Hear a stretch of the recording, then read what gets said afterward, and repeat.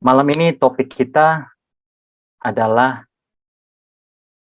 berbahagialah mereka yang berduka. Sedikit kontroversial ya kalau di mata dunia, karena kalau berduka pastilah menangis, ada air mata.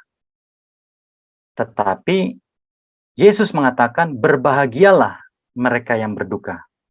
Seperti yang kita sudah bahas ya 2 minggu sebelumnya, Yesus datang ke dunia ini selain untuk mati di Golgota, Yesus juga menyuarakan pertobatan kepada semua manusia sebelum hari kiamat itu datang, dan juga Yesus memberikan pengharapan kepada setiap orang, terutama mereka yang susah hati di dalam dunia ini.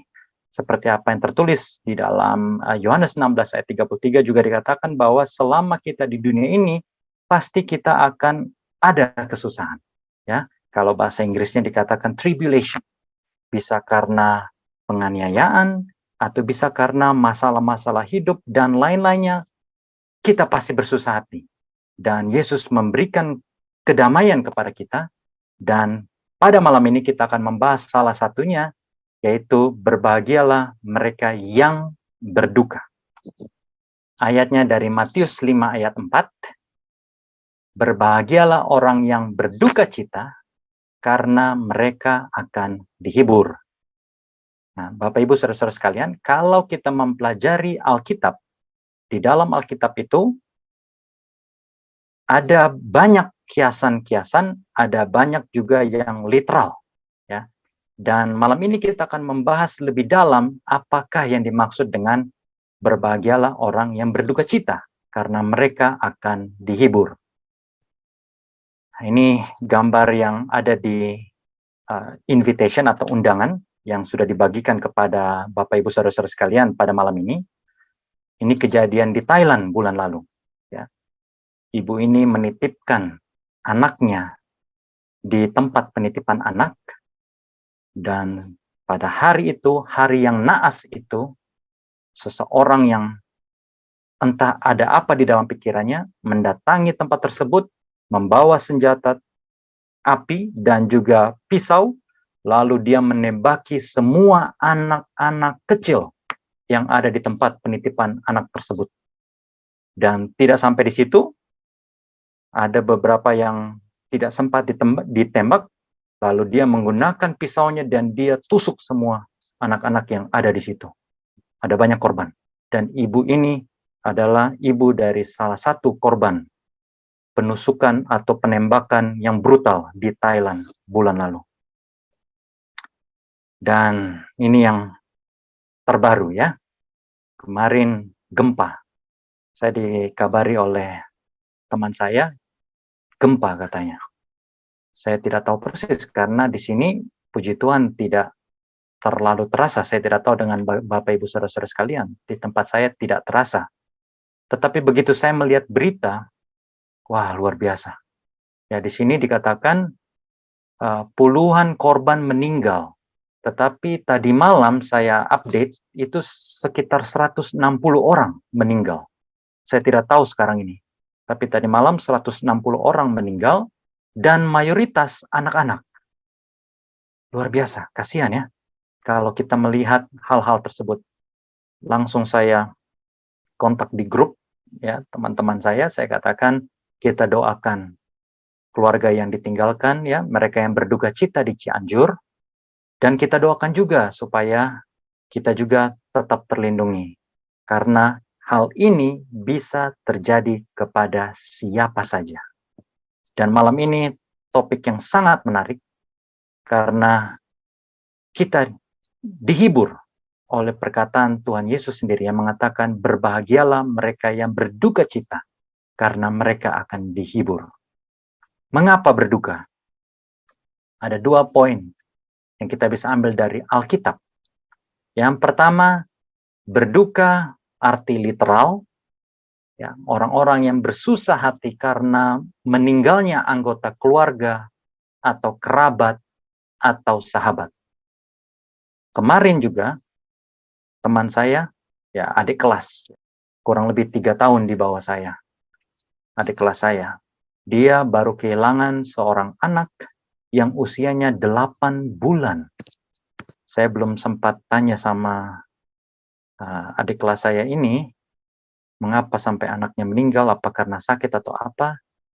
Tapi apapun itu, saya bisa melihat raut wajahnya yang sangat sedih.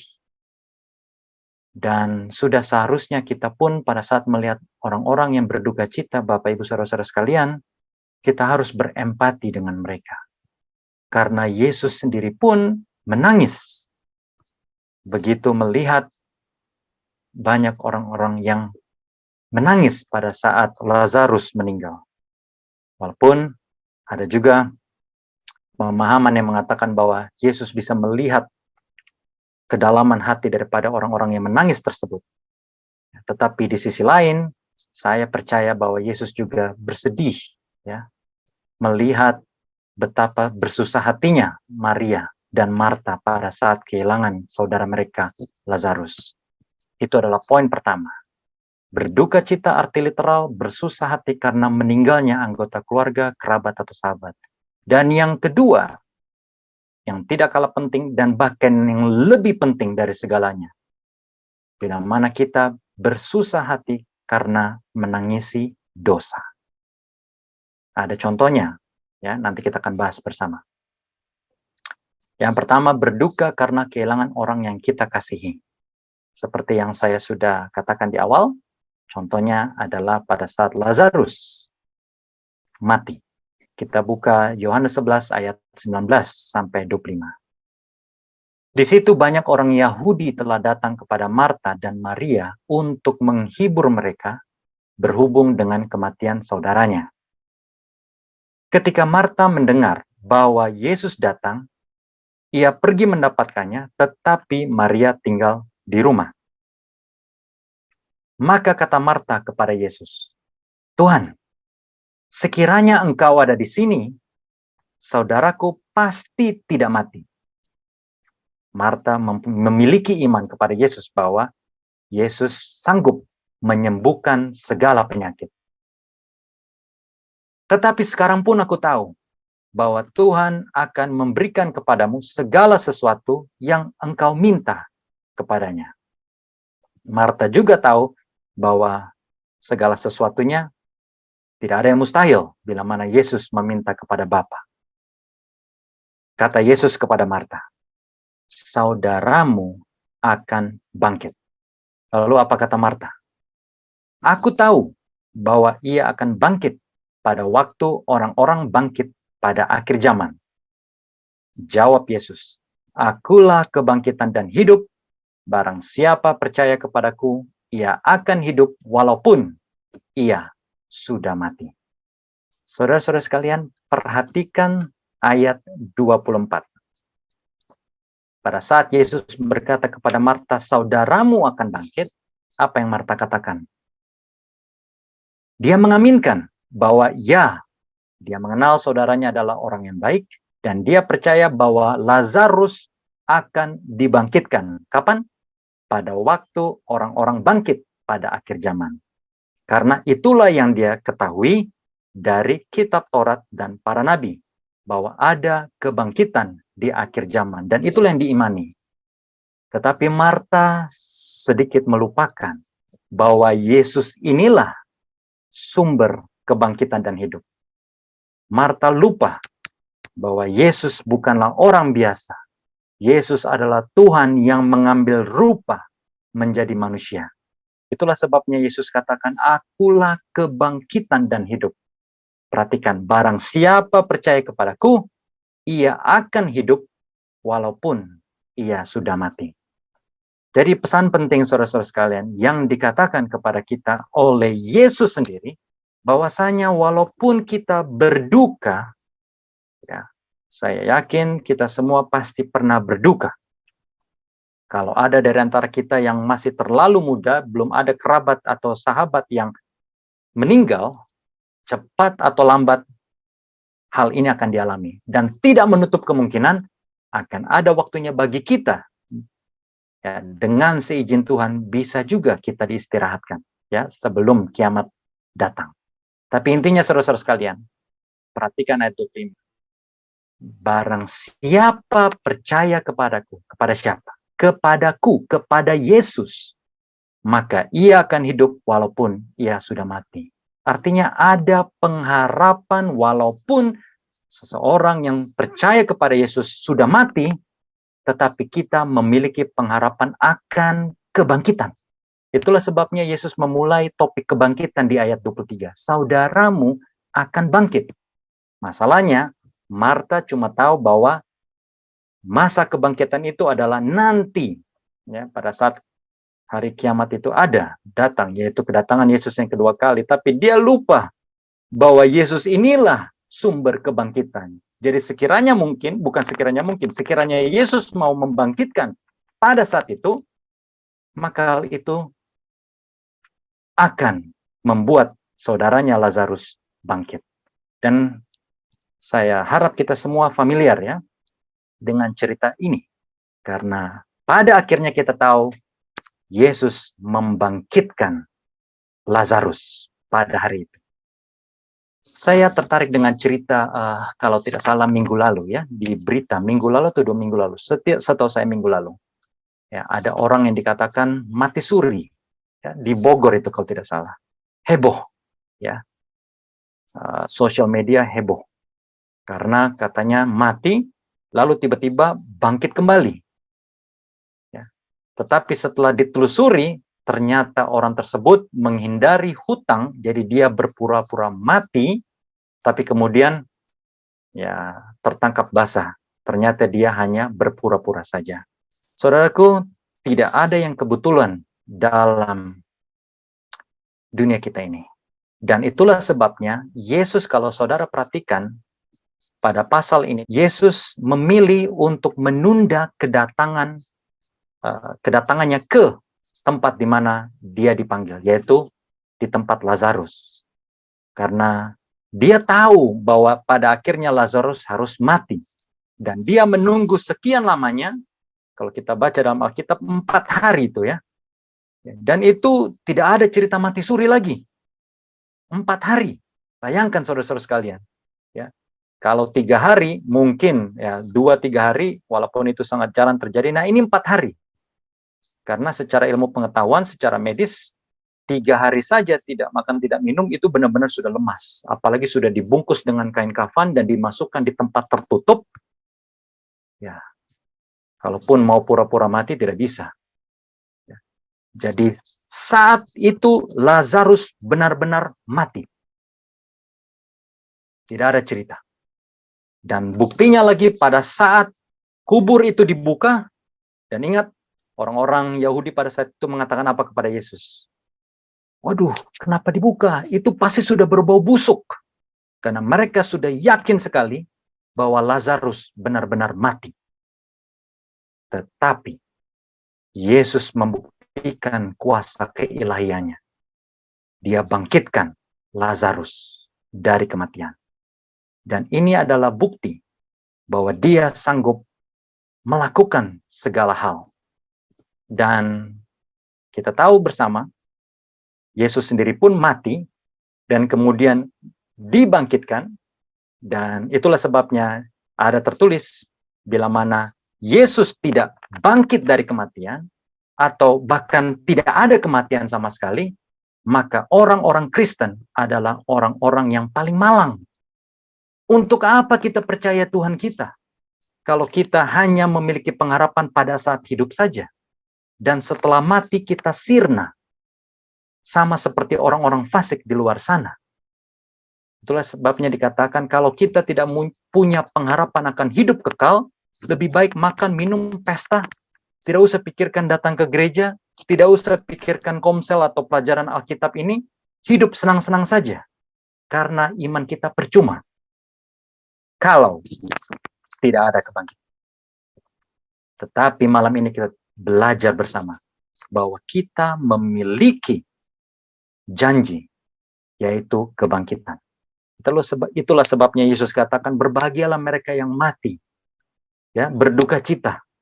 Ada berbahagialah mereka yang berduka cita, berbahagialah mereka yang dianiaya oleh karena aku, nanti kita akan bahas selanjutnya. Pokoknya, saudara-saudara sekalian, Yesus katakan kematian itu bukanlah jalan terakhir bagi orang-orang yang percaya kepada Dia. Perhatikan, kematian bukanlah hal terakhir yang dialami oleh orang-orang yang percaya kepada Tuhan. Mengapa? Karena setelah itu ada kebangkitan dan kehidupan kekal yang dijanjikan kepada kita semua. 1 Tesalonika 4 ayat 13 sampai 18. Perhatikan saudara-saudara sekalian. Selanjutnya kami tidak mau, saudara-saudara, bahwa kamu tidak mengetahui tentang mereka yang meninggal, supaya kamu jangan berduka cita seperti orang-orang lain yang tidak mempunyai pengharapan. Jadi dikatakan jangan kita berduka cita seperti orang yang tidak punya pengharapan. Beberapa kali saya melihat ya, orang-orang Kristen ditinggal oleh kerabatnya, keluarganya, menangis sebegitu rupa seakan-akan tidak ada pengharapan. Sedangkan di dalam ayat ini sudah dikatakan jangan seperti itu. Karena orang lain akan melihat seakan-akan kita ini tidak punya pengharapan.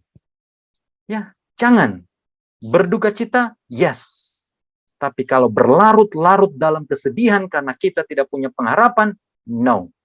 Karena itu menunjukkan lemahnya iman kita akan janji kebangkitan yang sudah diberikan oleh Tuhan kepada kita semua. Lanjut ayat 14. Karena jikalau kita percaya bahwa Yesus telah mati dan telah bangkit, maka kita percaya juga bahwa mereka yang telah meninggal dalam Yesus akan dikumpulkan Tuhan bersama-sama dengan Dia. Ini kami katakan kepadamu dengan firman Tuhan. Kita yang hidup, yang masih tinggal sampai kedatangan Tuhan, sekali-kali tidak akan mendahului mereka yang telah meninggal. Sebab pada waktu tanda diberi, yaitu pada waktu penghulu malaikat berseru, dan sangkakala Tuhan berbunyi, maka Tuhan sendiri akan turun dari surga, dan perhatikan, mereka yang mati dalam Kristus akan lebih dahulu bangkit. Lalu apa yang terjadi? Sesudah itu, kita yang hidup, yang masih tinggal, akan diangkat bersama-sama dengan mereka. Siapa mereka? Yang baru dibangkitkan ya pada saat kedatangan Yesus. Dalam awan kita diangkat bersama-sama menyongsong Tuhan di angkasa. Artinya apa? Yesus tidak menapakkan kaki lagi di bumi. Yesus hanya turun, lalu kita menyongsong Dia di angkasa, lalu demikianlah kita akan selama-lamanya bersama-sama dengan Tuhan. Dan ayat 18. Karena itu, hiburkanlah seorang akan yang lain dengan perkataan-perkataan ini. Bapak, Ibu, Saudara-saudara sekalian, ada banyak orang yang berduka di sekitar kita. Ya, saya sudah mengalami kedukaan beberapa kali, dan saya percaya Bapak, Ibu, Saudara-saudara sekalian juga mengalami hal tersebut. Ya, ayah saya meninggal beberapa tahun silam, ya, dan kerabat kami yang lain meninggal juga. Saya percaya Bapak Ibu Saudara sekalian mengalami hal yang sama. Dan oleh sebab itu kita di sini dikatakan menghibur seorang akan yang lain dengan perkataan-perkataan ini. Ayat ini jelas mengatakan bahwa kita menghibur dengan kebenaran dari firman Tuhan. Perkataan-perkataan ini merujuk kepada ayat-ayat sebelumnya. Jadi mohon maaf kalau saya mengatakan bila mana kita menghibur orang-orang yang berduka di luar sana, dengan suatu doktrin yang asing yang mengatakan bahwa pada saat seseorang mati maka dia langsung naik ke atas surga, hal itu tidak sesuai dengan firman Tuhan. Karena di sini dikatakan bahwa mereka yang dalam keadaan mati, mereka masih menunggu kebangkitan. Perhatikan, pada waktu tanda diberi, penghulu malaikat berseru, hari ini adalah hari kiamat, hari kedatangan Yesus yang kedua kali. Lihat, Tuhan akan turun dari surga. Perhatikan, mereka yang mati dalam Kristus akan bangkit. Untuk apa ada kebangkitan kalau mereka sudah ada di surga? Tetapi paham spiritisme terlalu kuat di kalangan gereja-gereja. Sehingga tipu muslihat iblis dikatakan di mana-mana. Bila mana seseorang mati, dia sudah bersama Bapa di sorga. Bahkan mereka yang mati, bahkan dalam keadaan yang sangat malang, overdosis karena narkoba, atau karena hal-hal yang lain, mati di hiburan malam, atau mati karena kebejatan-kebejatan moral lainnya, dihiburlah bapak ibunya, anak ibu, atau kerabat bapak ibu ini sudah ada bersama Bapa di surga. Saya menyaksikan hal-hal tersebut, dan saya hanya menggeleng-geleng kepala, dan saya cuma bisa mengatakan bahwa hal itu tidak benar, karena tidak sesuai dengan firman. Karena di sini dikatakan, bila mana Yesus datang kedua kali, mereka yang hidup benar, yang sudah diistirahatkan dalam nama Tuhan akan dibangkitkan, lalu kita bersama-sama, seandainya kita masih hidup pada saat Yesus datang yang kedua kali tanpa mengalami kematian, kita yang masih hidup akan bersama-sama dengan mereka yang sudah mati dalam Tuhan, akan diangkat naik ke atas sorga. Ini firman Tuhan. Itulah sebabnya, di sini dikatakan apa? Hiburkanlah seorang akan yang lain ini. Penghiburan yang kita berikan kepada orang lain, hari ini topiknya apa? Berbahagialah mereka yang berduka cita, karena mereka akan dihibur. Penghiburannya melalui apa? Kebangkitan. Dan diharapkan bagi kita semua, selagi kita masih hidup, percayalah kepada Tuhan Yesus Kristus, berbuatlah yang benar, bertobat dari dosa-dosa kita, maka bila mana kita mati, kita akan diseratkan di dalam nama Yesus, dan pada saat Yesus datang kedua kali, kita akan dibangkitkan. Itulah penghiburan yang sejatinya. Bukan dengan hal-hal yang mengatakan seolah-olah orang yang meninggal itu sudah di surga. Ya, tapi sekarang ini dunia sedang terlena. Ya, sudah berpulang kepada Bapa di surga.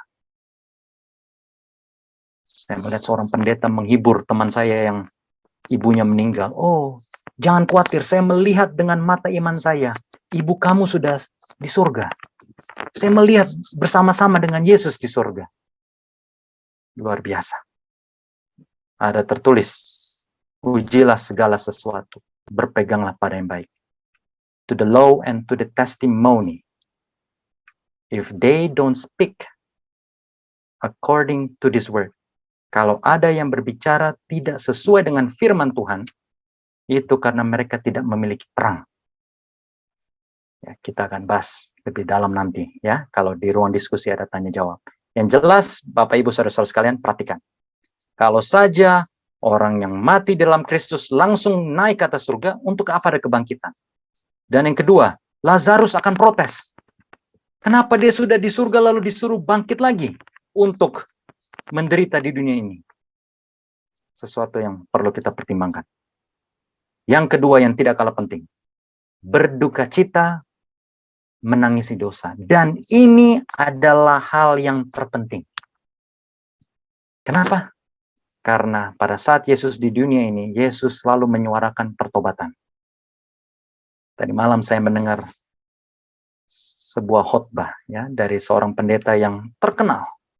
Dan dia mengatakan bahwa tidak perlu menyuarakan pertobatan. Suarakanlah kasih. Betapa Tuhan mengasihi kita semua. Maka pertobatan itu akan otomatis. Beliau lupa bahwa pada saat Yesus sesaat setelah dicobai iblis di padang gurun, pada saat Yesus datang untuk melayani di kota-kota, pada saat itu dimulai dari Galilea, apa yang Yesus katakan pada orang-orang pertama kali? Bertobatlah kamu. Apa yang Yohanes Pembaptis katakan pertama kali? Bertobatlah. Karena itulah tanda cinta kasih Tuhan kepada kita semua. Makanya Tuhan mau menghajar kita. Sama seperti Bapa menghajar anak yang dikasihinya. Supaya kita bertobat. Ya. Tapi terlalu banyak khotbah-khotbah saat ini, di zaman sekarang ini, mengecilkan arti pertobatan. seakan-akan surga akan menampung semua orang tanpa pertobatan. Hal inilah yang harus kita waspadai. Berduka cita menangisi dosa, 2 Korintus 7 ayat 10. Sebab duka cita menurut kehendak Tuhan menghasilkan pertobatan yang membawa keselamatan dan yang tidak akan disesalkan. Tetapi duka cita yang dari dunia ini menghasilkan kematian. Kalau kita berduka cita, ya, lalu akhirnya menghasilkan pertobatan, dengan kata lain kita menangisi dosa-dosa kita, maka akan ada keselamatan yang dijanjikan Tuhan. Mau tahu buktinya? Lihat peristiwa Yunus. Yunus kabarkan kepada satu kota tersebut, ya, bahwa Tuhan akan menunggang balikan tempat kamu, kota ini, ya, karena kamu terlalu jahat. Lalu apa yang dilakukan orang-orang di kota tersebut? Mereka, dari yang tertinggi posisinya, pemimpinnya sampai yang paling bawah, mereka berpuasa, mengoyak baju, duduk. Waduh, benar-benar menangisi dosa-dosa mereka. Dan lihat apa yang terjadi. Tuhan mendengarkan doa-doa mereka. Dan Tuhan akhirnya tidak jadi, ya, tidak jadi menghancurkan kota tersebut. 1 Yohanes 1 ayat 9. Jika kita mengaku dosa kita, maka Ia adalah setia dan adil, sehingga Ia akan mengampuni segala dosa kita dan menyucikan kita dari segala kejahatan. Oleh sebab itu, Bapak, Ibu, Saudara-saudara sekalian, termasuk saya, bila mana kita memiliki dosa favorit, tanggalkanlah semuanya itu di bawah kayu salib. Minta ampun kepada Tuhan. Dan sin no more. Jangan berbuat dosa yang sama. Mengaku dosa, maka Dia akan mengampuni segala dosa kita. Tetapi jangan menganggap enteng kasih karunia Tuhan. Ya. Dan ingat, pada saat Yesus atau Tuhan mengampuni kita, apa yang harus kita lakukan? Semakin dekatkan diri kita kepada Tuhan. Ya, karena kita hanyalah daging. Dan daging itu lemah.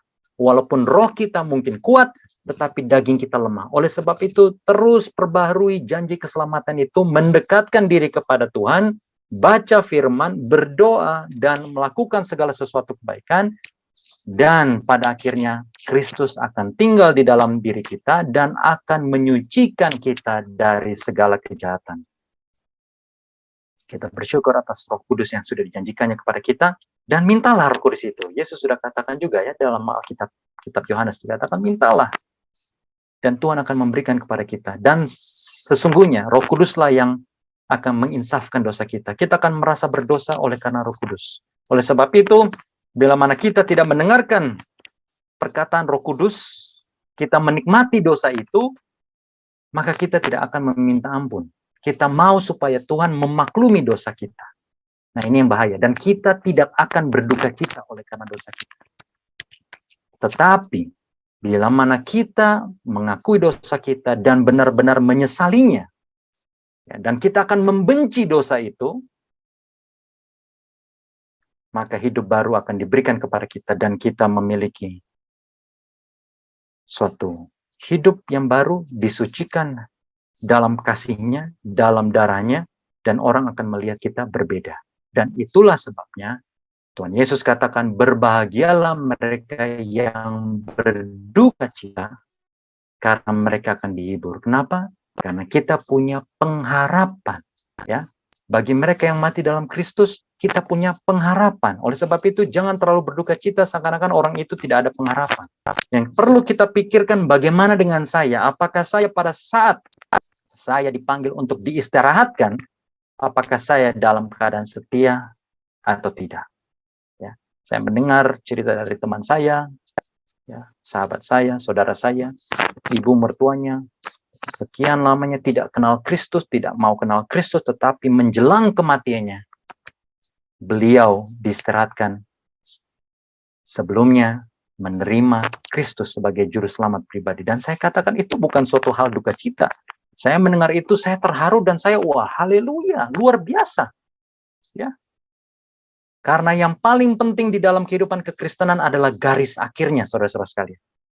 Jangan sampai saudara-saudari dan saya, pada saat ini kita hidup lurus-lurus, tetapi mendekati kematian kita, yang kita tidak tahu kapan, kemudian kita jatuh dan hidup lebih jauh daripada Tuhan. Dan hal itu menunjukkan bahwa kita tidak memiliki pengharapan. Ya. Oleh sebab itu, biarlah kita pada saat ini memberikan pengharapan yang sama kepada orang lain. Bertobat, datang kepada Tuhan, terima Yesus sebagai juru selamat, maka duka cita itu akan dihapus. Dan kita semua akan dihibur oleh pengharapan akan kebangkitan dan bahkan hidup kekal di surga nanti. Oleh sebab itu, tanggalkan segala dosa-dosa, lupakan itu semua, fokus kepada Kristus, dan besar harapan kita semua. Bila mana Yesus datang yang kedua kali, kita semua akan didapati benar dan bisa masuk di dalam kerajaan surga. Demikianlah firman Tuhan pada malam ini, Bapak Ibu Saudara-saudara sekalian. Sekarang saatnya bagi kita untuk share. Bila mana saudara-saudari memiliki pertanyaan, silakan, atau memiliki tanggapan, silakan. Dan saya mohon untuk bagi siapa yang berbicara, boleh kita membuka kameranya, open cam, karena masih dalam suasana ibadah, dan juga supaya mempererat hubungan kita, supaya kita saling kenal satu dengan yang lainnya. Ya, Saudara Jeff, silakan. Baik, terima kasih. Jadi, Matius pasal 5 ini, dia menjelaskan sesuatu yang sepertinya sesuatu yang negatif, ya. Hampir semuanya itu ada kata berbahagia, tapi berbahagia di situ datang daripada sesuatu yang negatif. Biasanya orang berbahagia karena sesuatu yang positif. Ya, contohnya ada kelahiran, kita bersenang, ya, kita dihibur, kita berbahagia. Tapi Matius pasal 5 ini sebaliknya. Kita berbahagia karena hal-hal negatif yang kita alami. Ya, nanti sampai pembahasan terakhir juga hampir rata-rata begitu. Nah, pelajaran malam ini dikatakan bahwa berbahagialah mereka yang berduka karena mereka akan dihibur. Ada beberapa pelajaran yang kita dapati di Alkitab bahwa pada saat kita berada di sorga, kita akan diberikan penghiburan. Padahal kita lihat di situ bahwa itu sebenarnya kita sudah tidak berada dalam satu duka cita. Ya, tetapi dikatakan di sana bahwa dan ia akan menghapus segala air mata dari mata mereka. Artinya bahwa mereka akan diberikan penghiburan, ya. Dan juga dikatakan bahwa daun pohon-pohon itu akan mengobati mereka. Yang memberikan penghiburan kepada mereka. Nah, apakah penghiburan yang Kristus berikan itu sama dengan penghiburan yang berasal pada waktu kita berada di sorga? Karena penghiburan sekarang ini, siapa yang berikan penghiburan? Ya, kalau Yesus berkata bahwa berbahagialah mereka yang berduka karena mereka akan dihibur, contohnya seperti Lazarus, ya memang berbahagia karena Yesus memberikan penghiburan melalui kebangkitan daripada Lazarus. Nah, bagaimana dengan kita? Apakah penghiburan yang diberikan oleh manusia itu mencukupi suatu rasa duka yang kita alami dalam kehidupan ini? Karena memang terus terang bahwa kalau kita menghadapi orang-orang yang berduka, kalau kita bilang Anda tidak memiliki pengharapan, tetapi kita tidak bisa pungkiri bahwa ada suatu duka yang memang sangat dalam. Ya, beberapa waktu yang lalu ada teman saya yang sebelah rumah di Solo, suami istri yang punya anak kecil. Tiba-tiba suaminya meninggal karena sakit jantung. Wah, sampai hari ini dia masih berduka. Dan di statusnya dia tulis, waktu boleh berlalu, tetapi cinta tidak akan berlalu. Nah, terus mau sampai kapan kita terus berduka, terus begitu? Kalau kita tidak membuka diri lagi, berarti seolah-olah kita tidak punya pengharapan. Tetapi kalau kita bilang, sudahlah, lupakan semua itu, kita tidak bisa berada di posisi dia yang saat ini merasakan duka yang dalam. Jadi, bagaimana cara kita memberikan suatu penghiburan kepada orang yang berduka sehingga dia tidak bisa mengalami kedukaan itu? Contohnya kalau saat ini misalnya kita sedang berduka, lalu ada teman-teman datang, ya turut berduka cita ya. Bagaimana caranya supaya kita bisa terhibur saat itu? Karena ini sesuatu yang datang dari dalam, jadi memang agak sulit kita katakan bahwa kita bisa memberikan penghiburan, kecuali memang orang itu dia terjalin hubungan dengan Kristus sehingga dia mendapatkan penghiburan roh, ya dia mendapat kekuatan. Tapi kalau tidak, sulit kita menghadapi orang-orang yang sedang berduka seperti itu, Pak Rey. Jadi bagaimana caranya kita memberikan penghiburan kepada orang yang sedang berduka, sedangkan kita sendiri tidak tahu hatinya apakah dia terhibur atau tidak. Nah itu, terima kasih. Terima kasih, Saudara Jeff. Jadi kurang lebih bagaimana kita memberikan penghiburan kepada orang lain yang tadi saya mengutip Saudara Jeff mengatakan di kata-kata terakhir, kalau dia dekat sama Kristus ya bisa saja dia terhibur, tapi mungkin kalau dia tidak dekat sama Kristus, bagaimana cara kita menghibur mereka? Kurang lebih seperti itu ya, Saudara Jeff. Ada jawaban, ada tambahan? Silakan, ya, Saudara Hartanto, silakan. Iya, selamat malam semuanya. Selamat malam, selamat malam.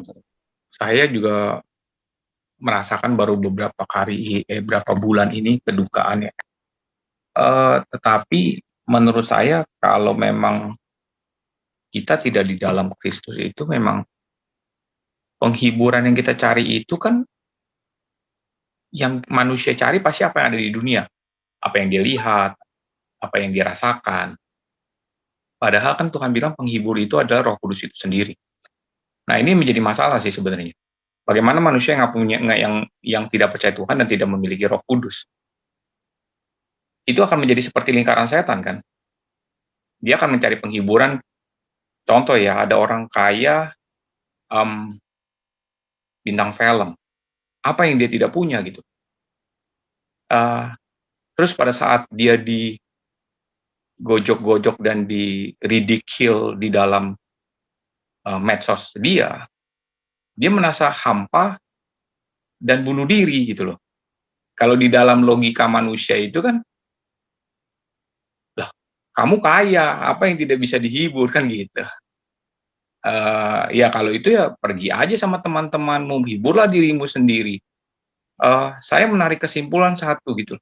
Pada saat saya lagi berduka, keluarga saya itu tidak bisa dihiburkan. Walaupun dengan saya yang paling dekat sebagai keluarga kerabat dekat lah, yang terdekat gitu kan. Sampai saya membacakan firman Tuhan, ya puji Tuhan dalam keluarga itu saya semua itu kan kita percaya firman Tuhan gitu kan.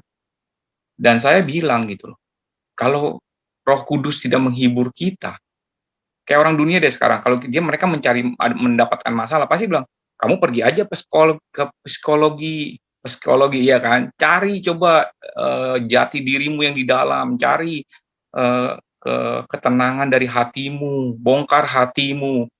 Tapi Tuhan sendiri bilang di Matius 16, hatimu isinya kegelapan gitu kan. Mau cari di mana gitu. Makanya saya bilang, jadi saya sekarang sangat percaya dan amat percaya, sebenarnya orang yang tidak memiliki Tuhan, saya sangat yakin mereka tidak mempunyai penghiburan. The true comfort. Karena Tuhan bilang kan, Roh Kudus itu sebagai counselor, berarti penasehat, counseling. Kita pergi ke sekolah kan untuk counseling, karena ada sesuatu yang membuat kita menjadi berduka, mau di-healing. Nah, kalau kita mencari healing dari sesama manusia, yang notabene juga dia tidak menggunakan kuasa Tuhan, makanya saya percaya bahwa Rasul Paulus bilang, firman Tuhan itu punya kuasa, punya power. Nah, itu yang dulu saya tidak mengerti yang dimaksud power apa. Makanya Tuhan bilang, pada saat nanti aku pergi, Tuhan akan mengirimkan counselor yang hidup di dalam kita. Nah, dialah yang akan menghibur kita, gitu loh. Kalau saya mencari penghiburan di diri saya pada saat lagi saya terjatuh, berduka, contoh lah, saya udah hampir bangkrut, misalnya begitu. Siapa yang akan menghibur saya? Teman bisnis saya. Apa yang bisa dia lakukan, gitu kan? Nggak bisa. Paling juga kayak teman Ayub. Apa yang dia bisa lakukan? Membuat Ayub tambah bersedih, malah iya. Iya kan?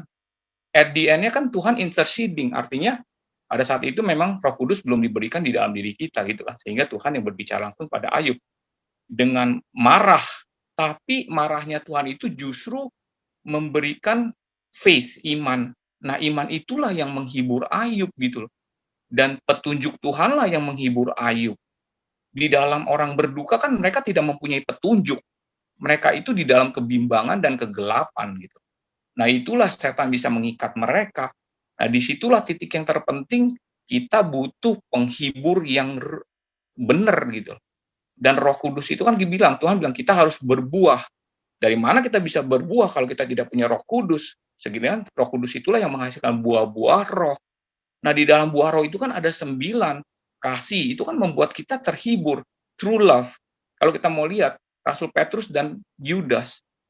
Yudas sama-sama mengkhianati Tuhan.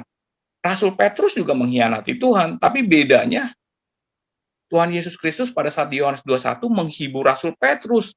Ditanya, do you really love me? Dan disitulah Rasul Petrus akhirnya bersedih dan berduka dan menyesali. Yang saya setuju banget dengan 2 Korintus 7, ada 2 macam sorrow. Satu adalah godly sorrow, satu lagi adalah earthly sorrow.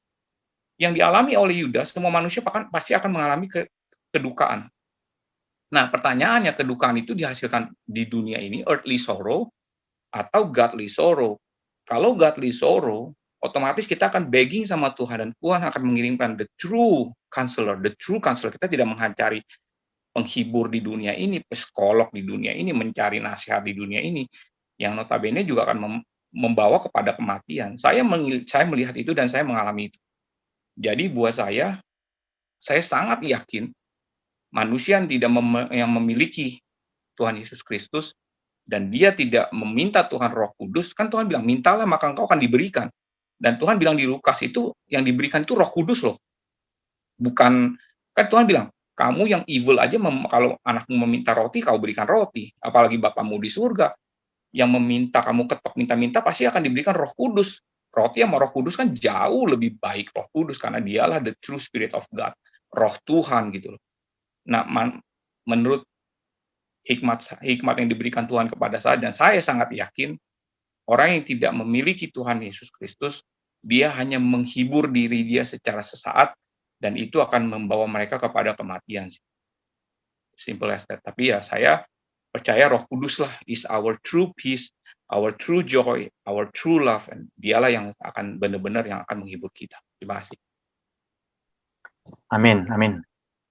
Terima kasih Brother Hartanto. Itu menarik ya.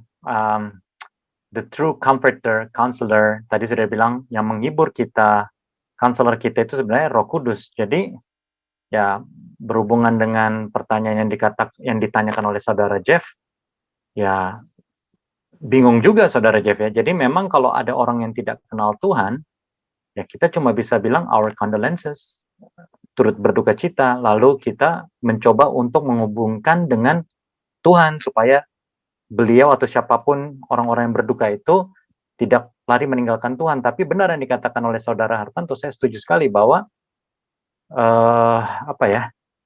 penghibur sesungguhnya itu adalah Roh Kudus, ya, atau Tuhan sendiri. Karena kalau kita tidak ada Tuhan, maka jadinya pelarian atau ya bunuh diri. Ini yang ditakutkan kan? Itu yang terjadi sama Yudas, juga terjadi sama beberapa orang di luar sana ya, yang berapa minggu lalu, 2 minggu lalu ada artis bunuh diri, ya kan? Dan kalau tidak ada pengharapan, ya bawahnya pasti pelarian, ya, mungkin minum-minum, ya, berbuat apa saja, ya, atau ditinggal mati sama suami. Kadang-kadang saya lihat tuh jadi guyonan, bercandaan, tapi cari yang lain lagi lah, kamu masih muda. Akan jadi pelampiasan untuk menutupi kesedihannya. Tetapi begitu orang itu sendirian lagi, akan sedih lagi.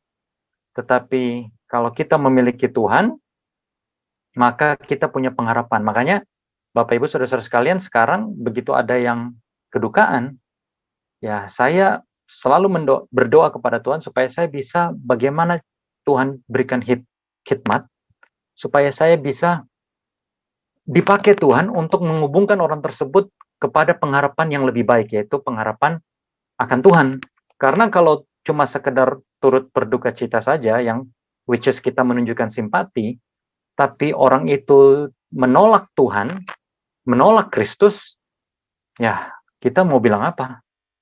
Ya, karena tadi kan dibilangan di dalam Tesalonika tadi kan dibilangan, Rasul Paulus juga katakan, hiburkanlah mereka semuanya akan ini. Jadi kita punya penghiburan adalah kata-kata pengharapan, bagaimana Yesus akan membangkitkan mereka. Orang-orang yang mati di dalam Tuhan. Ingat, di dalam Tuhan. Akan membangkitkan mereka. Tapi kalau mereka tetap memilih untuk tidak percaya, ya, it is beyond our power.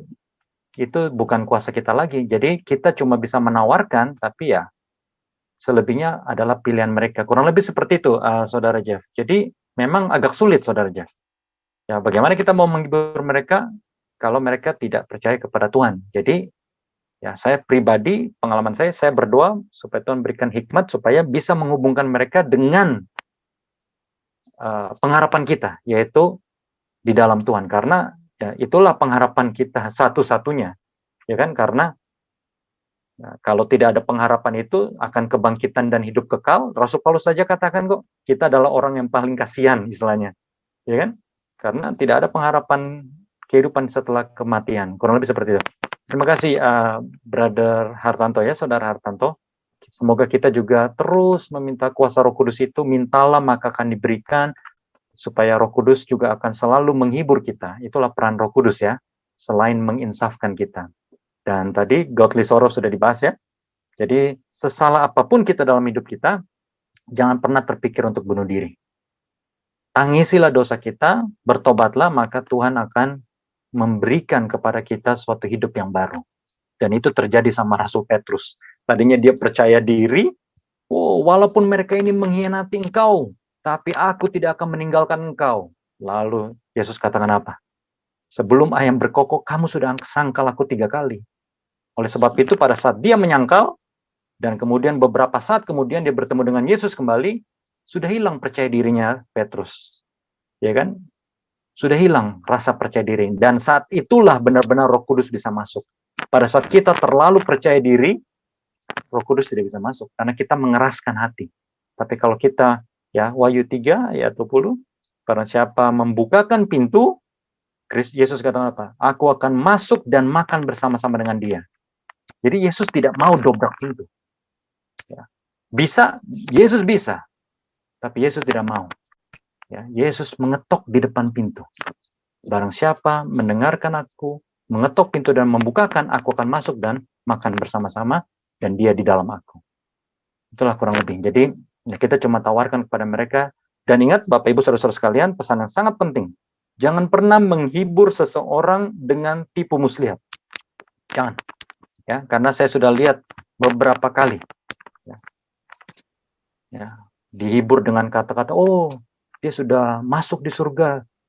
Wong kita tidak tahu dia meninggalnya contoh karena narkoba, tetap saja dibilang, oh sudah masuk di surga oleh karena 1-2 hal. Ya, jadi kesannya apa ya? Keselamatan itu adalah sesuatu yang murah, padahal tidak seperti itu. Ada lagi tambahan, Bapak, Ibu, saudara-saudara sekalian? Saudara Tanto, silakan. Ada lagi? Iya, saudari, saya sih setuju. Makanya sekarang setelah kita mendalami firman Tuhan, seakan-akan kalau saya tuh sekarang kalau mau pergi ke dalam hal-hal yang berduka gitu kan, agak sangat sulit gitu loh. Karena kita tidak mengetahui apakah mereka bagaimana cara menghibur seperti yang tadi saudara Jeff bilang. Karena andai kata kita menghibur pun, tapi bukan dengan istilahnya, oh dia akan di surga, itu nggak mungkin kita katakan juga gitu loh. Kalau kita tahu dia adalah agama, dia percaya dengan agama-agama yang di luar dari Tuhan Yesus Kristus, kita nggak mungkin bisa berkata seperti itu gitu loh. Yang paling kita bisa katakan kan, ya semoga engkau dikuatkan, semoga engkau kalau mereka di dalam ruang duka itu ya, paling hanya sebatas itu saja yang kita bisa ungkapkan, yang notabene cuman dia terhibur sesaat saja, gitu kan. Tapi ya setelah itu ya pelariannya kita banyak lihat ya, ya ke arah-arah yang duniawi sih, nggak ada benar-benar kekuatan. Karena gini, pada saat saya berduka kerabat dekat saya itu, setiap hari ngomong dia sedih-sedih gitu. Cuman saya bilang, "Kamu itu akan dikuatkan oleh Roh Kudus." Nah, itulah pegangan saya. Makanya saya bilang di 1 Korintus 13 ada namanya iman, harapan, dan kita punya love, iman, harapan, dan kasih kan. Ujungnya kasih. Karena kita percaya bahwa harapan kita itu pasti akan menjadi kenyataan. Nah, kalau orang yang di dunia harapannya misalnya contoh yang seperti tadi saudara bilang, nanti kamu masuk surga. Lah faktanya ada di mana kan begitu. Kita bicaranya seperti itu kan. Pada saat nanti itu kan yang dibilang harapan palsu, harapan yang nggak bisa terpenuhi gitu loh. Nah, itulah yang saya juga sekarang kalau misalnya ke tempat-tempat rumah berduka atau mau menguatkan orang, ya kita lebih cenderung menarik mereka ke arah supaya Tuhan semoga bisa menarik dia untuk tertarik untuk masuk ke dalam firman Tuhan. Itu sih harapannya. Di luar itu kayaknya agak, sekarang setelah mengenal firman Tuhan, agak bingung ya ujung-ujungnya ya dunia aja gitu loh. Penghiburan dunia. That's it sih, itu kira-kira. Terima kasih Saudara Hartanto ya. Terima kasih. Jadi ya memang agak sulit. Yang kita bisa lakukan seperti tadi yang Saudara Hartanto katakan, ya tetap kuat, stay strong ya. Jangan naif, jangan berbuat hal-hal yang enggak ya. Dan ya tetap saya selalu sisipkan get closer to God. Ayo dekat sama Tuhan. God is going to give you hope. Nah, nanti kalau dia tanya, what do you mean by hope? Baru. Ya, itu saya selalu doakan, karena kalau cuma kita memberikan harapan palsu, nanti kita jadi berbohong. Kalau kita berbohong, waduh, itu adalah bahasa iblis. Wah, berarti kita sedang melakukan hal yang tidak sesuai dengan firman. Nah, itu yang saya takutkan.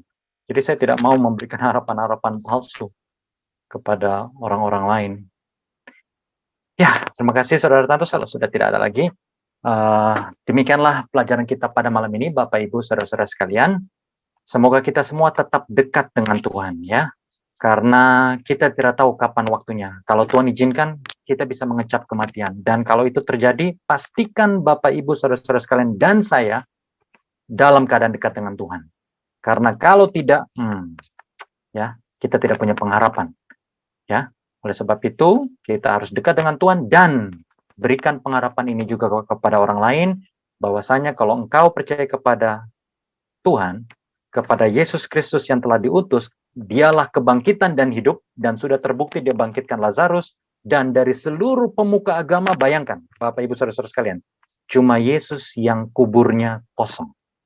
Semua pemuka agama manapun mati, ya, dan kuburnya masih ada. Ya, tapi Yesus Kristus tidak ada. Haleluya, kan? Kita bersyukur kita punya Kristus yang sudah mengalahkan kematian, dan kalau kita dekat dengan Yesus, kita punya pengharapan akan kebangkitan, bahkan hidup kekal bersama Dia selama-lamanya. Inilah yang kita harapkan supaya kita semua mempercayainya, kita bagikan juga kepada orang lain dan juga orang-orang yang nanti akan menonton fellowship kita ini, supaya semuanya punya pengharapan di dalam Kristus. Kalau sudah tidak ada pertanyaan lagi, mari kita sama-sama berdoa. Ada yang mau didoakan kira-kira?